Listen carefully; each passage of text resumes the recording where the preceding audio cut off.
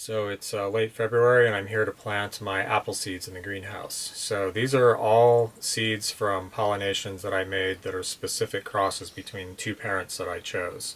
There's a video on that you can check out, and this is part of a whole series.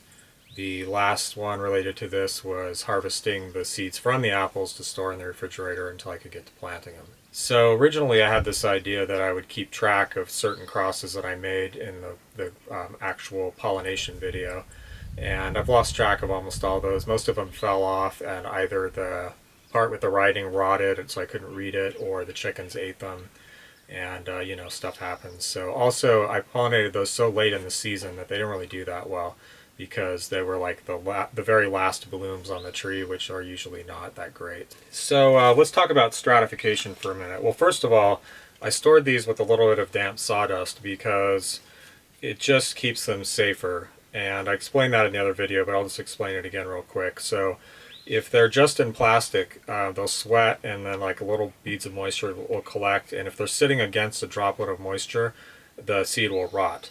So the sawdust will kind of actually reabsorb the moisture and also just keep the seeds from sitting just against a damp piece of plastic, which is kind of like the worst case scenario. So stratification is basically just exposing the seeds to cold temperatures. And it's necessary with most apples. I think some varieties you may not need to do it, but you should just assume that you need to do it. I don't totally understand it, but it's basically like a timer, I think, for the seeds. They say, oh, well, we went through winter, it was cold for, this long. And so basically it's cumulative hours of below a certain temperature. And if you live in an apple growing region, anywhere that you can grow apples easily that has, enough chill to grow apples, you should be able to just stratify them outside. Like, for instance, you could plant them in the ground early and leave them over the winter to stratify, or you could store them outside somewhere possibly. You could plant them in flats and leave the flats outside. So the way I choose to do it, just because it's very convenient and I have access to a refrigerator, is I bag everything separately, store them in the fridge, and then they are stratified by the time I get around to planting them. So there's really no reason to overthink that. You just need to store them in the fridge or outside where it's cold. Some of them may stratify in the fruit itself when it's hanging on the tree for like these really late ripening varieties. I know I've certainly opened Lady Williams apples, which ripen very late, like February 1st, and they're already sprouting inside the apple, so that can happen sometimes too. In which case, of course, if they are starting to sprout, they've got the message, they've had enough chill, and they're ready to go, and you can just plant them. So I prefer to plant mine in flats and get them off to a good start and then move them later. But you could certainly plant them, and I have planted them outside in the soil. Just make really good conditions though, like really get that soil rich and fluffy, and put something on top so it doesn't, crust over in the rain and stuff like that. So what I use is my usual flat mix for starting all my vegetables and stuff. I save all the old flat mix, and I add 1/3 of compost to that. So I'll take 3 buckets of used flat mix and add another bucket of compost. So I'm always bringing in new material, but there's always material going out, because when you transplant, you take some with the roots. Maybe 1/3 soil, any kind of potting mix, and 1/3 compost is a good way to start. And then from there, you should just kind of be able to keep it going.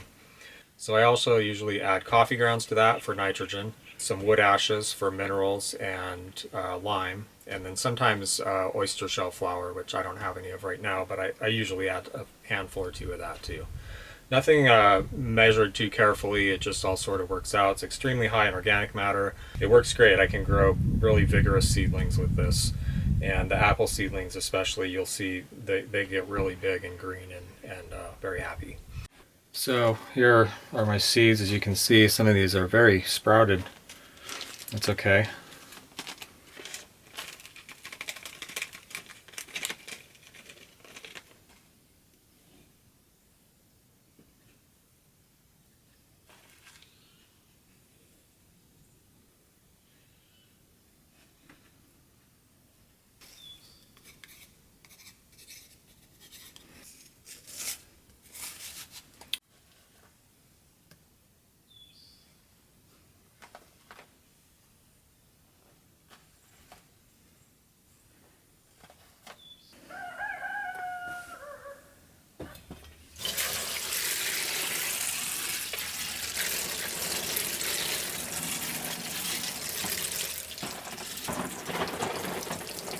So the first time around, I'm going to get these real sopping wet. Just make sure the soil is real well soaked. But after that, you don't want to keep them too wet or they'll rot. So if you're new to growing seeds in general, that's just a common rule, is you don't want the soil too wet. So here we go. I have 3 flats full. This is probably the most apple seeds I've ever planted in 1 year. I don't know, I'm gonna have to get creative about putting these in. It's already to the point where I'm barely keeping up with the maintenance on the first one, so I may do like a Kickstarter campaign or something like that to try to get some funding so I can hire a little bit of help, weeding and planting and stuff like that. So, yeah. Tell me if you think that's a good idea or not. I don't know.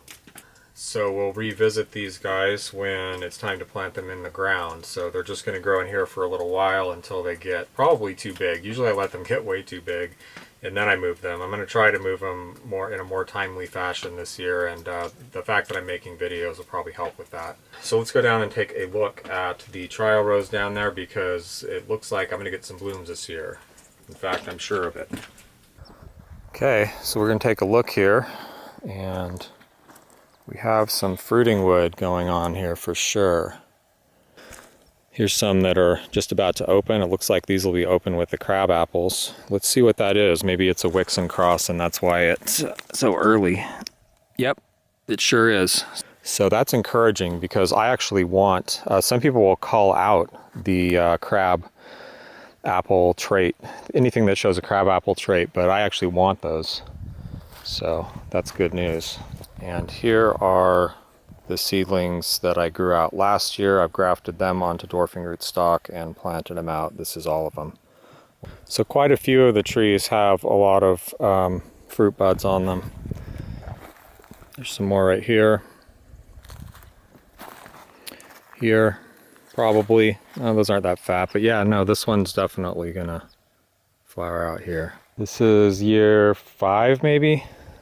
So this takes a while, and it's not like it's gonna fruit once and it'll all be done, you know, like I've assessed everything and I'm finished. It doesn't really work that way.